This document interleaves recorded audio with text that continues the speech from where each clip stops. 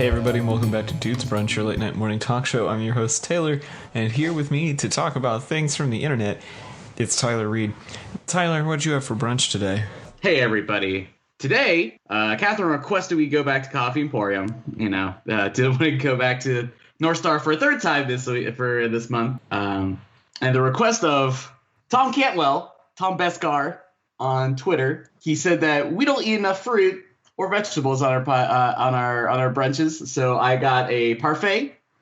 And I better believe I got that breakfast burrito along with it. So at least you don't have scurvy now. That's important. Yeah. The most dangerous of pirate diseases. Well, it's a good thing I'm not going to be a boat captain anytime soon. He certainly doesn't have any pirate diseases, but I don't know about the more landlocked ones. It's Shaun Evans. Shaun, what did you have for brunch today? Today I actually went to a brunch. Did you hate every minute of it? No, not exactly. I definitely had reservations that I explained last night, but it was actually really fun. I enjoyed myself. Sarah had a Wellesley meetup over in DC today that I went with her to. It was interesting because I was the only guy there, and we had to go around and introduce ourselves. I was Shaun, Sarah's boyfriend, class of non-applicable. I work in retail. That was my introduction.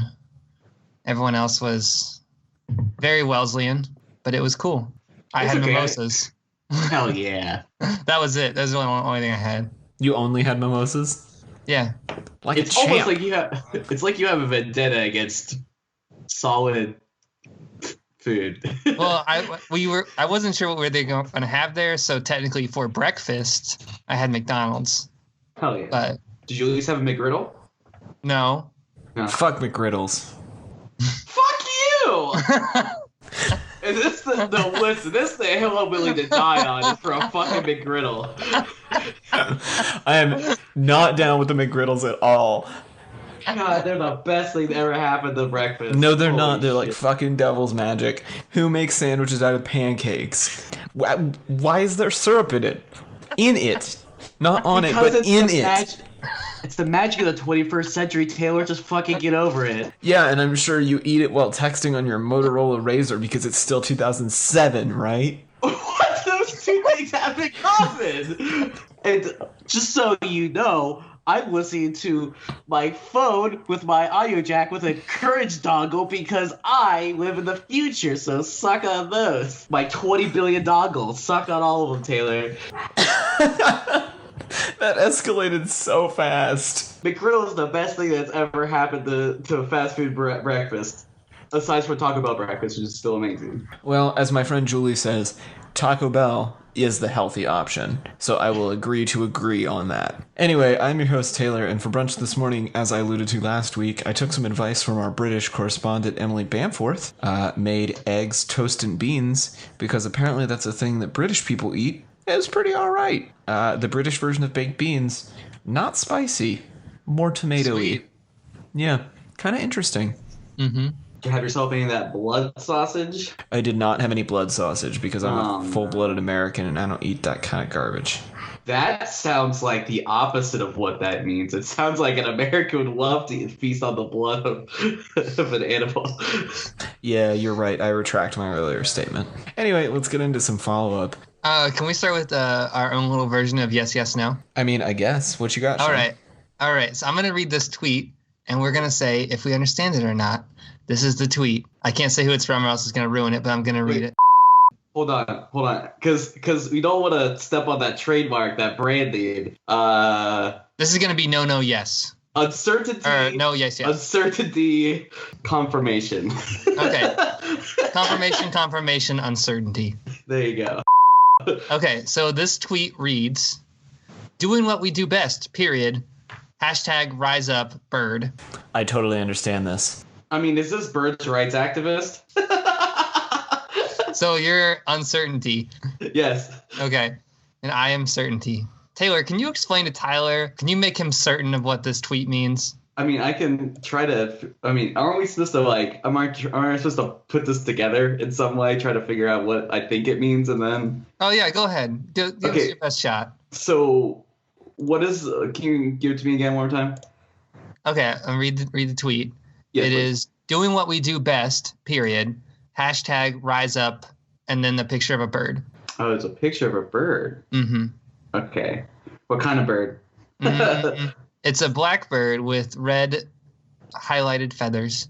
Doing what we do best right now with a bird. I mean, okay, all right. Well, we'll just go ahead and cut all that and say that I don't actually have a good guess. You don't want to take any guess at all. Taylor knows what it is. I mean, Taylor would usually not know what this is, but he probably has to know because he lives in this city. Oh, this has something to do with football. You better believe it. Everywhere you go in Atlanta this weekend, everyone is wearing shirts and screaming "Rise Up," and every billboard says "Rise Up." Everything is Atlanta Falcons.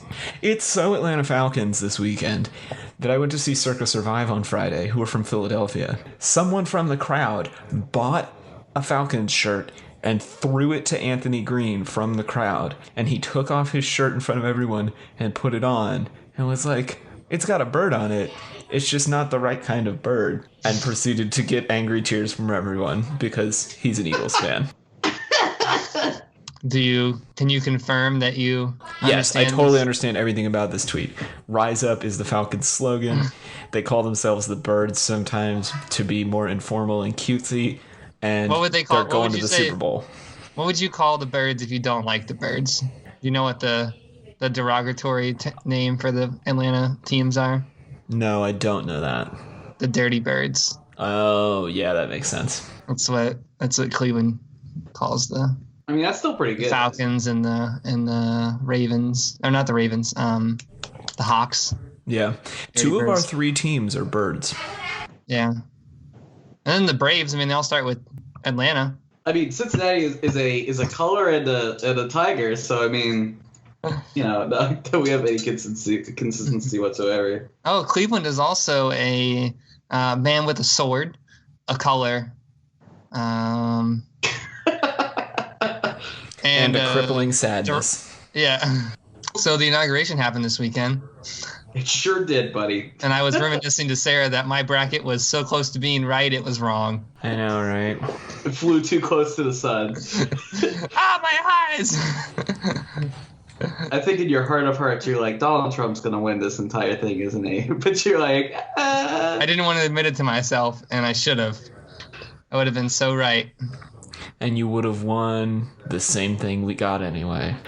In a little bit of follow-up news, I feel like we should briefly mention 30... What is it called? It's like 30 Days, I think, is Billy Corgan's new Oh, yeah. traveling across the country live stream project that he's doing.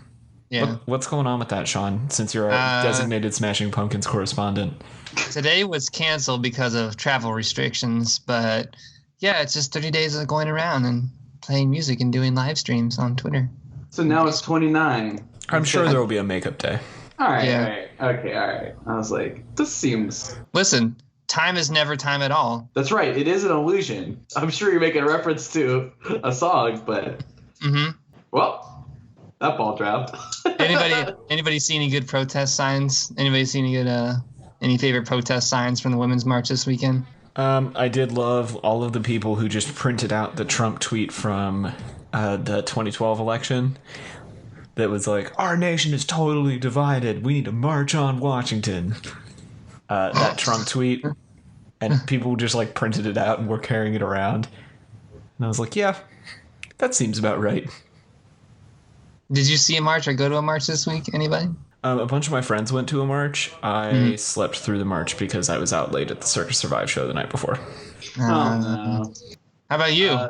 Catherine has a crippling fear of large groups of people. So No. no. But you and Sarah marched, right? No, I had to work. Sarah did though, and she had a friend come into town from New York and stay with us, and they both went to the march together. In related follow-up, I want to talk a little bit about a New York Times article. The title is really long. It says, "Joe Biden, I wish to hell I'd kept saying the same exact thing." Oh yeah, I read this. Did you send this to me? I put it in the Slack.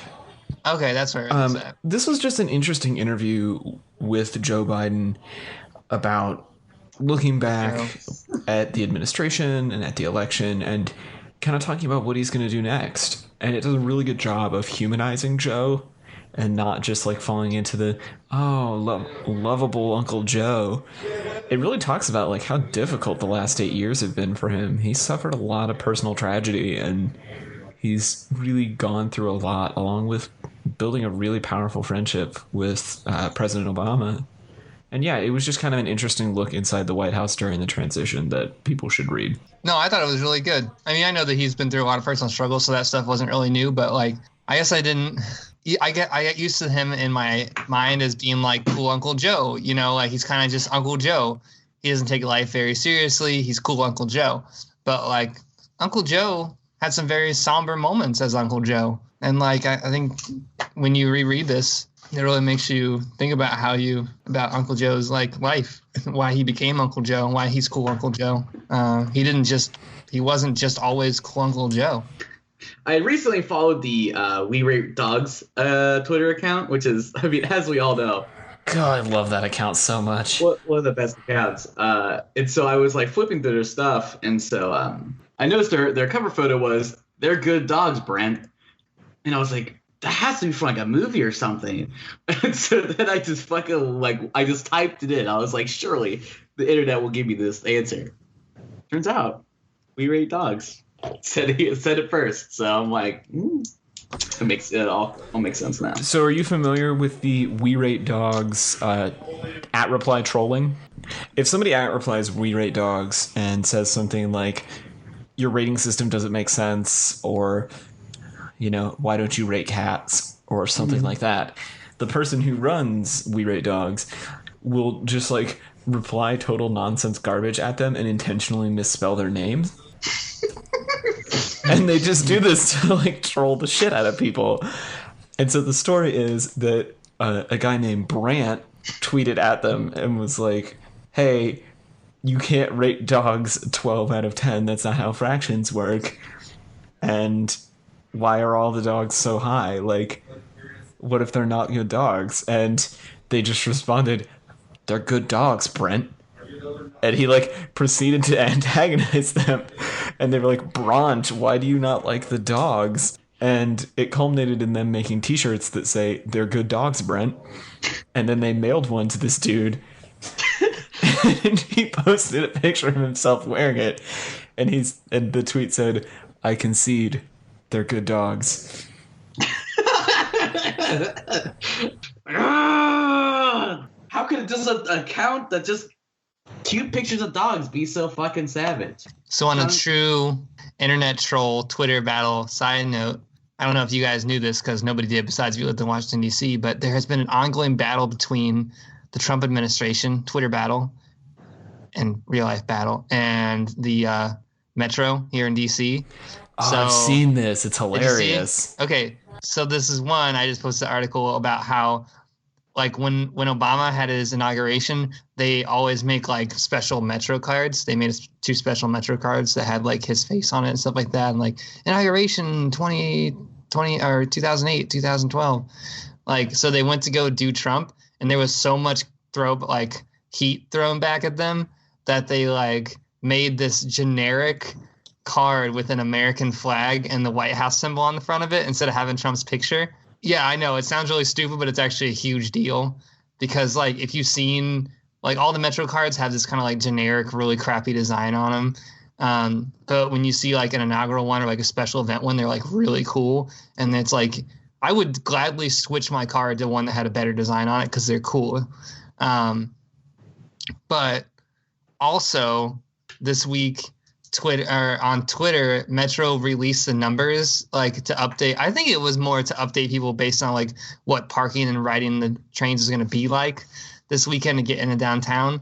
And they said like the parking garages were like empty. Trains were at like, you know, just over regular capacity for a weekend. Like it wasn't even that good. And then for the Women's March, they're like 11 a.m. on the 21st, already 270,000 riders. Like yesterday, only about 100. Well, and this has been part of this like ongoing thing of let's argue about how many people show up to things. which is maybe the dumbest news cycle we've had in No, it's not. recent days. Listen, everybody knows predicting crowds is not a science. Alternative facts. That's right. That's right, Shaun. Alternative facts. All facts. Because as it turns out, if you do something so many times in a row, it's just at some point it's just good science when you can reasonably predict when something's going to happen. That's how things work. So, yeah. Twitter battle. WMATA versus POTUS. Who will win? Everybody. And also no one. Right. Just like Steelers versus Patriots. To be fair, Trump's promise of really boosting that meme economy is really just day one. We're already off to the races.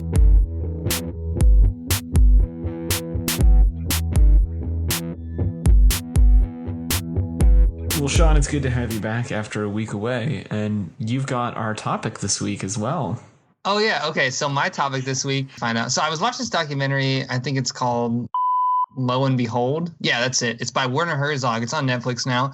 It's about the invention of the internet. And he goes around and talks to all these people about who invented the internet, but he does it in his like awesome Werner Herzog voice that I can't even try and do because it's so good.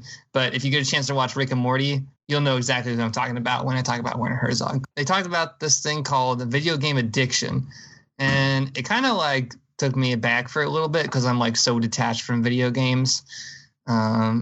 I'm actually so detached to video games that we tried to start a podcast about video games that I actually got detached from because I was so detached to video games. Long story short, my detachment is from video games. But it's about video game addiction. So I posted this article like 2 weeks ago. It's kind of long. It's this article about things. About how people get addicted to video games and they just become addicted to video games and video games become what they're addicted to. And then it just becomes the video games and like hours of video games. And then there's more video games and then video games. What just happened? Video games happened, Tyler. I got addicted to video games. Video games. So I posted and then I just to supplement this, I added a little thing about this guy named Cam Adair who escaped his video game addiction by realizing that he was addicted to video games. So I came up with some questions that we were going to talk about being addicted to video games. Have you heard of a video game addiction before I posted this thing? Yeah. I mean, yeah. I feel like I hadn't heard it used as a technical term, but I knew of it as a concept. Tyler, you show some signs of being video game addicted. I know what video game addiction is. Yes, thank you. Let's move forward. All right. I've been... So do you guys know somebody who's video game addicted, or do you know of anybody who's video game addicted, quote unquote? I don't think we would have used this term at the time, but my freshman roommate in college probably was. Tyler, I feel like you would know multiple people that might be video game addicted. No? No, not at least not right now. Not at the moment. No. I mean, that's, up for debate, but, if even an addiction, but, it's fine. Okay. So now that we've had these two, like, real sophomorically surface questions, let's just dive into something, like, really beyond what this podcast can do. Is video game addiction an addiction? Possibly even a disability? Question mark. Then I posted this little thing about the DSM-5, which is the the psychology journal that lists like psychological diseases. They actually have a internet gaming disorder on there.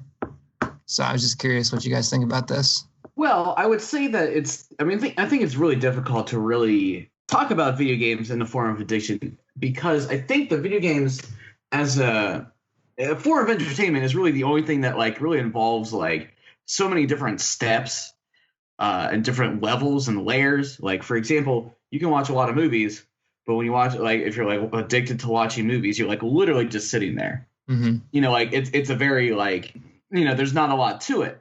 Or like you're addicted to, I don't know, to coffee. It's a very, there's one sense. It's either if you're getting coffee and you need coffee, you get it.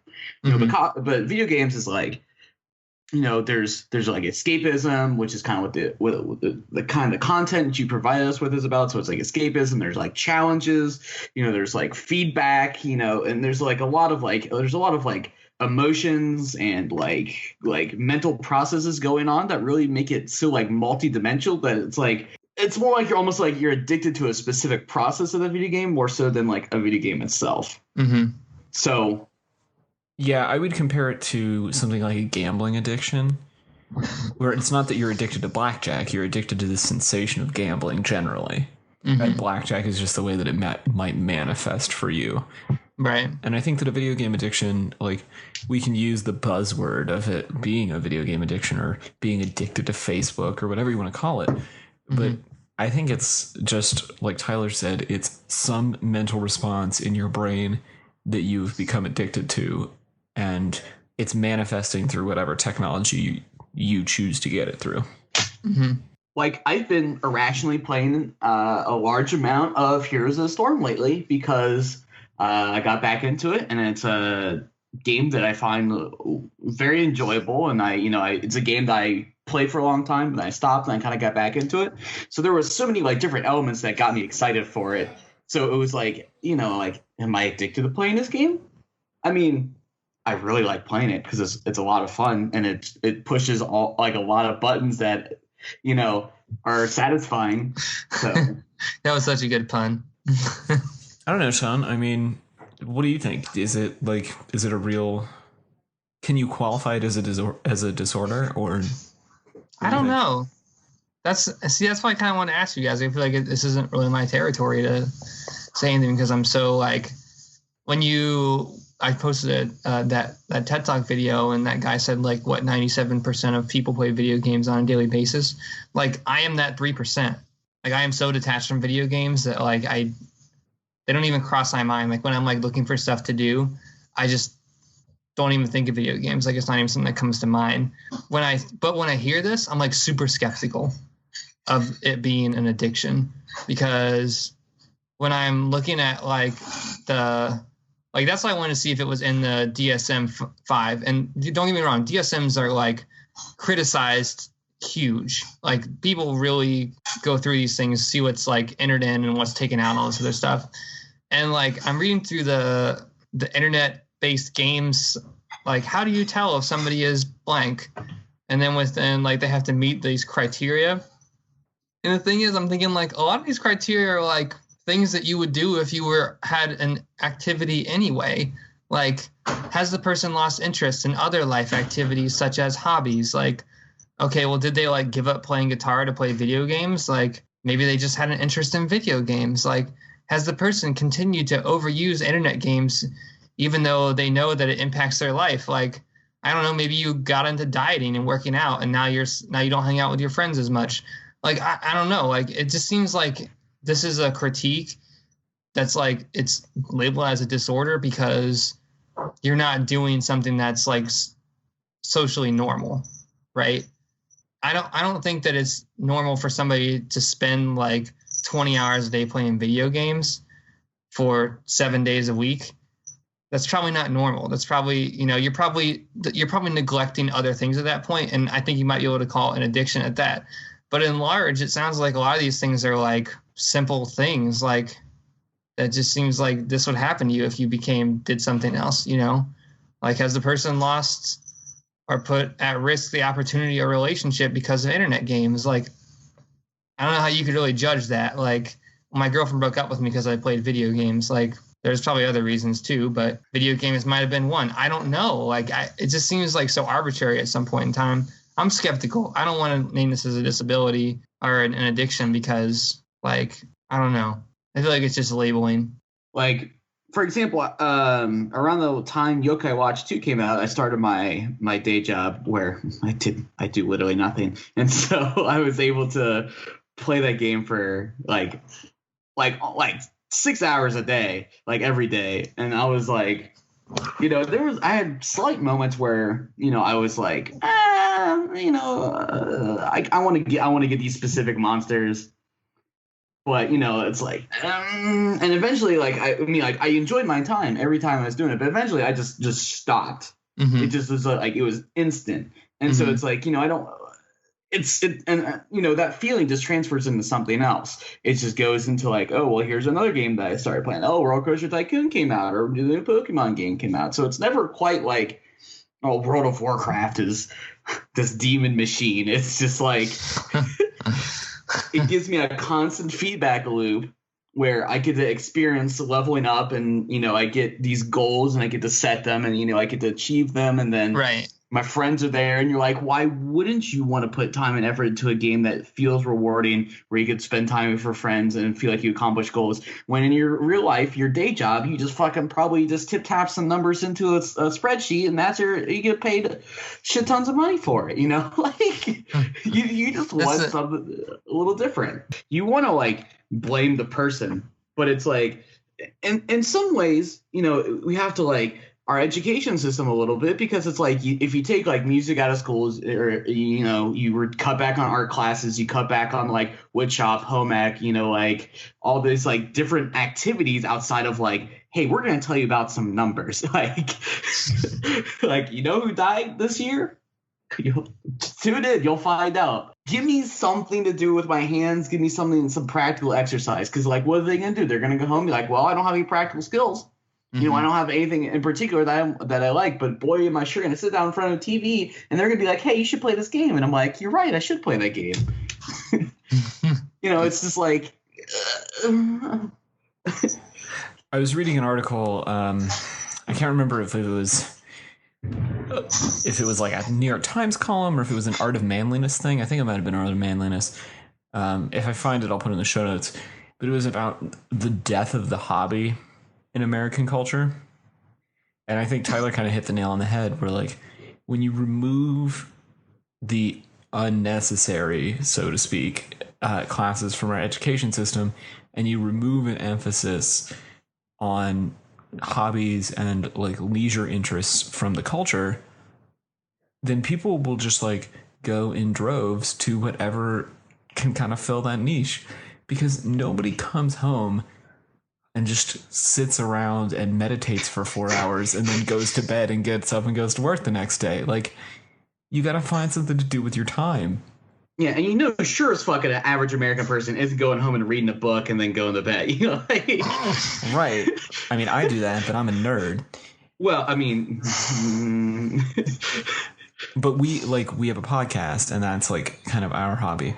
But I know tons of people who just don't have hobbies. Like, they come home from work and then they just like answer more email, or they watch Netflix, which is a form of a hobby, but it's just like consumption. You're not doing anything like active.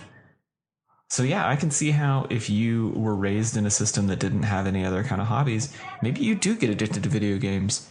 But maybe that's not a bad thing. Like, I don't know. I have friends who have met like real life friends through video games. Like, I have a friend who lives in Chicago and drove to Texas to see one of his friends that he met online through a video game, and they had a great time, and like he got to experience Texas for the first time and like go hiking in the desert and do all this stuff. So I don't know, like, I don't want to demonize it. It's just another social space. I think that's like a good lead into my next couple questions of like, okay, so when you look at like how video game addiction is described, there's like a set of adjectives I feel that are used to describe video games. Like, is this person lazy? Do they seem like they're like taken away from, no, but really look at this stuff, like read this stuff. And it's just like, it seems like, are they not productive? Do they not have successful relationships? Like, it's just like constantly looking at the negative forms of what video games can do. And this is somebody I'm not a video game player, and I'm coming to video game players' defense here, because I think that this is just another way, like video game addiction is another way to say like, listen, you guys are lazy. Like, you don't know how to do it. Right. Like, it's just a way to get at people who play video games, that find enjoyment in video games because these other people don't like them. They don't like video games. I think it's what kind of struck a chord for me, is that I was like, wait a second. So somebody can't have a good time? Like, of course, if you spent 20 hours a day, 7 days a week doing anything, you probably might lose relationships, right? I feel like video games is picked on.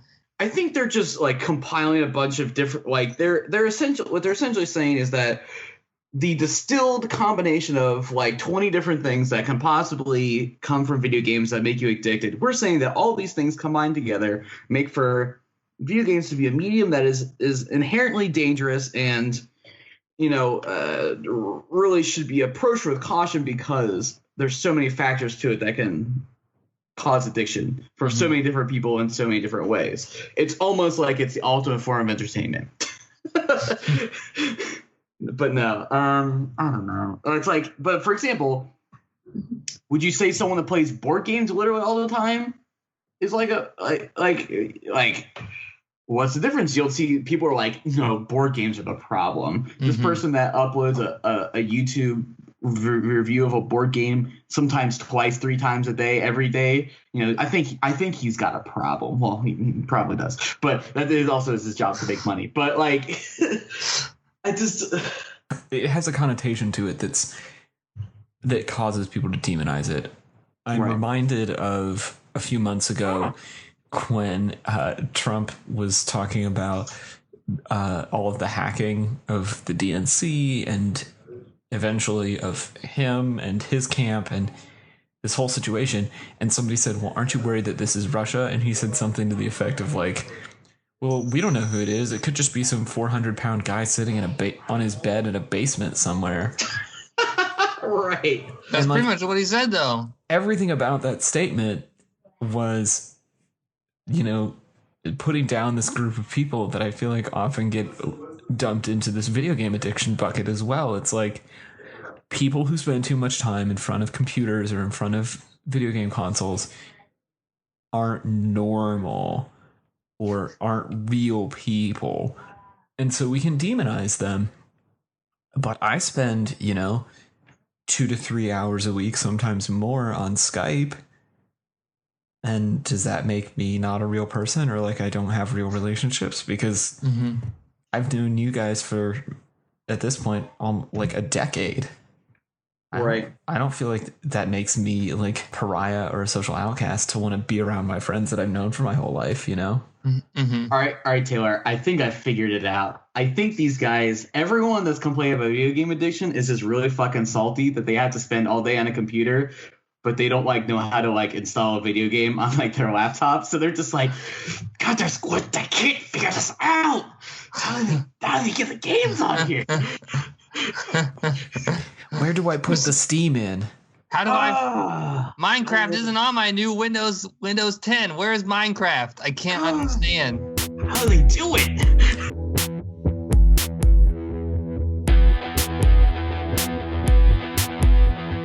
We're gonna do some internet garbage this week, and I want to do this week's internet garbage as kind of a tribute to a meme that I feel like has been really lovely the past 6 weeks, but it has reached its peak and we all just need to stop. I am, of course, referring to the blank, but it's blank meme. Are you guys familiar with this meme? No, not consciously.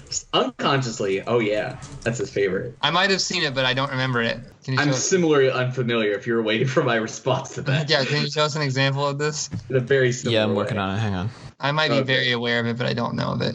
So an example of this meme would be like the Bee Movie, but every time they say Bee, the Nut Shack theme plays. Or, for example, this one that I'm putting in the Skype chat, Bare Naked Ladies 1 week, but all of the instruments are replaced with It's Been.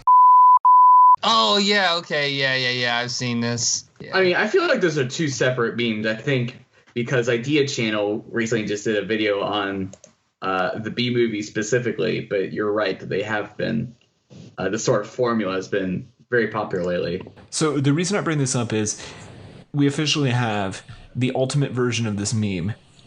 It has reached peak meme, and it's such meme that it didn't even happen on the internet. It literally happened in real life. Not that far from where Shaun is, actually. Ladies and gentlemen, I present to you the end of the But It's meme. Oh no, I have seen this. Okay. All Star right. by Smash Mouth, except it's at Trump's inauguration and Trump sings along. This is a 20-second video clip from C-SPAN, of all places, of Three Doors Down doing a cover of All Star by Smash Mouth with a cutaway to Trump emphatically singing along with it, and it is the most meme thing I have ever seen. Wait, what the fuck is this? Hold on. Is this real life? It is real life. That is your president. So, hold on. The platinum recording artist Three Doors Down, obviously not, in front of Lincoln himself, sing a song not written by them that is across the globe. Let's just make a bigger point than that. They opened up to an inaugural concert with a cover. Right. What is the of Smash Mouth, and not even the good Smash Mouth, not All Star Smash Mouth. No, it is All Star. Oh, is it? Yeah, it's All Star. Oh, okay. That's not good Smash Mouth, though. I think I'm actually gonna throw up. I think this is so many levels of pure disgust that I'm just like, I don't know if I can handle this. And Three Doors Down is looking old too, just for the record. Wait, what? They look old now. Yeah, that dyed black hair is not working. We all know you have gray hair, bro. I just can't get over platinum recording artist Three Doors Down. Who's the lead singer of Three Doors Down? Rob Lowe? Is that who? Surprisingly, no. I don't even know what his name is. He still sounds good. I don't get it. I don't understand. What is our country? What is this world that we live in? It's apparently... Hey, listen. Three Doors Down is just... They've got a couple kids now, and they're just trying to working two jobs and trying to get back out there. All right? Like, we got to give them credit. They needed a big push, I guess. It's not even...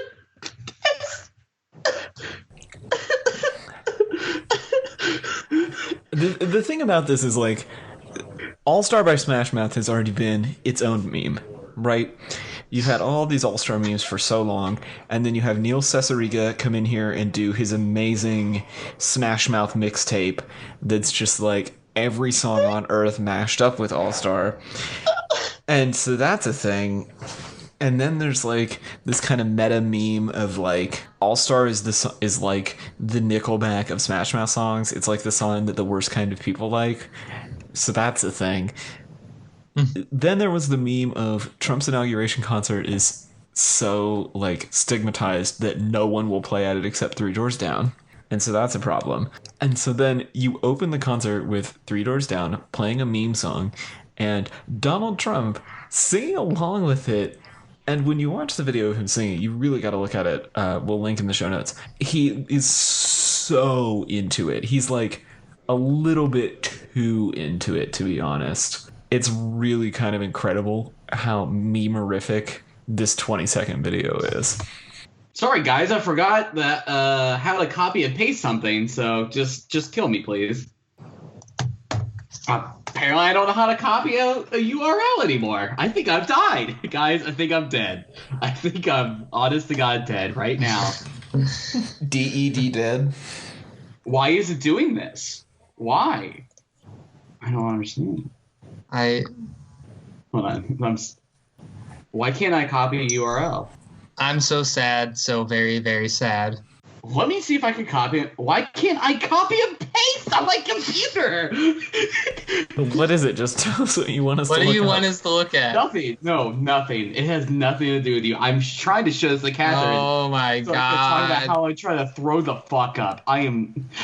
Guys, I don't know if you know this, but Astro Lounge was one of the first albums I ever listened to as a child. And that was All-Star was like one of my favorite songs. And it's honestly still like one of my guilty pleasures. And I'm just like honestly just thinking about Donald Trump singing that song along to Three Doors Down played at the inauguration. I'm just like, what?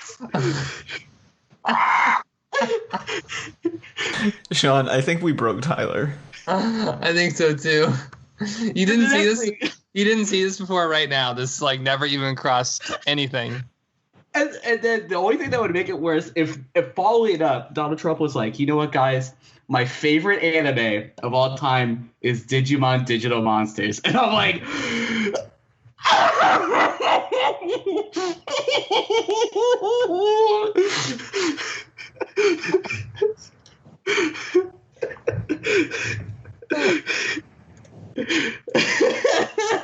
All right, everybody, and this is our last episode of this podcast ever. We just can't get any higher than this in terms of comedy gold.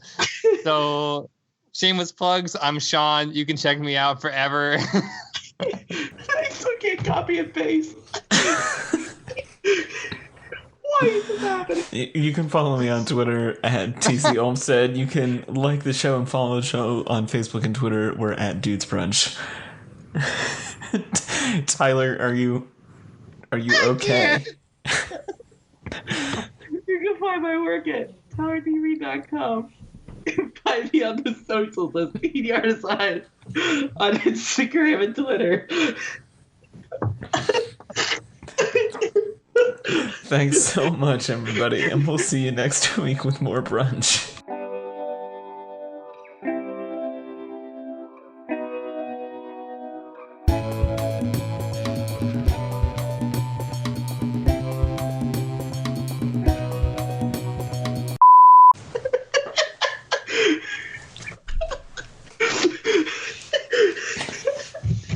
Oh, too good. Too many good laughs. Guys, I think I'm somehow finally accepting Donald Trump as our president. he just blew his laugh load all over us.